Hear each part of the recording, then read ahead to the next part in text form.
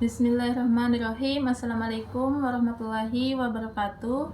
Perkenalkan, nama saya Hasnah, NIM 2286206005, Prodi PGSD. Video ini dibuat untuk memenuhi tugas UAS mata kuliah Asesmen ABK yang diampu oleh Ibu Yuyun Yuningsi Ratnasari MPD dengan materi tentang kelainan tunagrahita. Di video ini saya akan membahas tentang kelainan tunagrahita.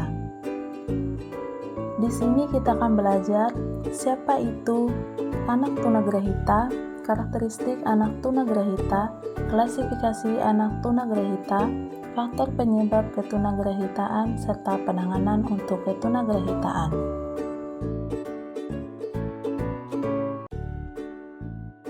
Tunagrahita merupakan anak di mana perkembangan kecerdasannya mengalami ketidakmampuan dalam bidang intelektual dan perilaku adaptif, seperti berkomunikasi, bersosialisasi, menjaga kesehatan, kemampuan merawat diri, dan keamanan diri.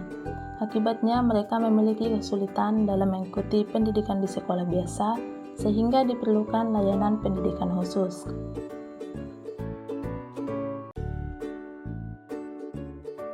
Karakteristik anak tunagrahita dapat dilihat dari beberapa aspek. Yang pertama yaitu intelektual.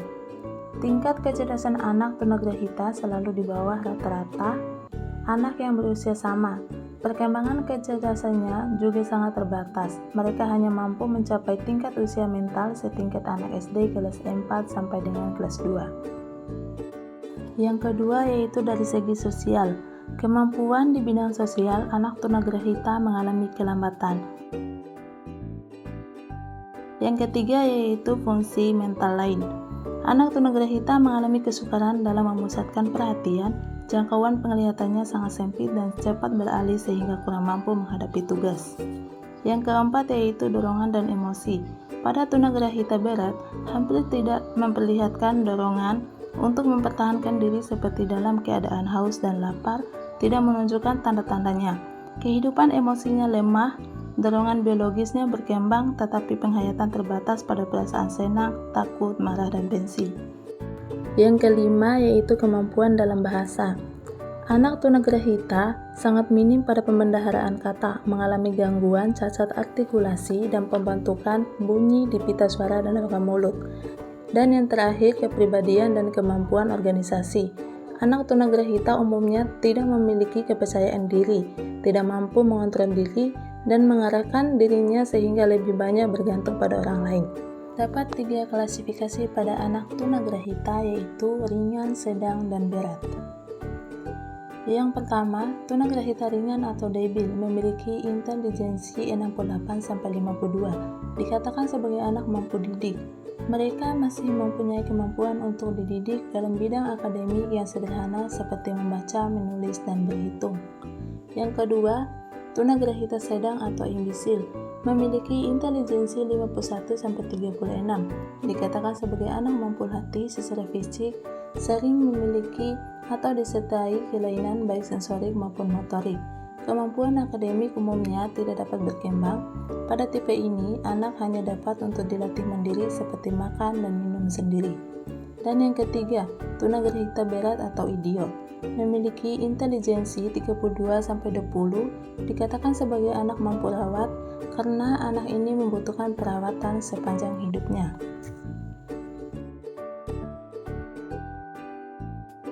Faktor penyebab ketunagrahitaan ada 3 yaitu prenatal, natal, dan postnatal. Mari kita bahas satu persatu. Yang pertama yaitu prenatal. Penyebab prenatal dapat dibagi menjadi 4 kelompok yaitu gangguan kromosom seperti inversi, genesis duplikasi, gangguan pada metabolisme, gangguan pada pembentukan otak, gangguan pada pengaruh lingkungan. Yang kedua yaitu natal. Penyebab yang terjadi di saat proses kelahiran adalah posisi dalam kandungan, brain injury, kekurangan oksigen, berat badan rendah, sifilis, dan herpes simplex juga dapat menyebabkan ketunagrahitaan. Dan yang terakhir, postnatal.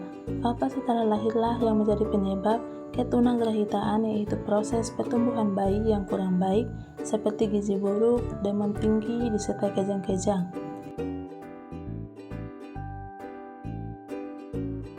Penanganan tunagrahita dapat dilakukan dengan terapi. Beberapa terapi untuk anak tunagrahita antara lain yang pertama, okupasional atau terapi gerak. Terapi ini diberikan agar dapat melatih fungsi gerak tubuh mereka. Kesulitan menggunakan otak kanan membuatnya menjadi sulit untuk menggunakan otak kanannya dan harus melatih kemampuan motoriknya. Yang kedua, activity daily living atau kemampuan merawat diri. Untuk membuat anak tunagrahita mandiri bukan hal yang mudah, akan tetapi perlu diperhatikan adalah dengan memberikan kesempatan kepada anak untuk melakukan segala sesuatu yang tidak berbahaya dengan sendiri. Yang ketiga, terapi bermain. Terapi bermain dapat dilakukan salah satunya cooperative play dengan puzzle. Dengan terapi ini, kemampuan sosialisasi anak terus mengalami peningkatan. Hal yang paling menonjol terdiri pada kontak mata, membalas senyuman, dan menjawab pertanyaan. Dan yang terakhir adalah life skill atau keterampilan hidup. Keterampilan untuk anak tunagrahita merupakan bekal yang sangat penting, karena dengan keterampilan tersebut mereka dapat bersaing dengan anak normal.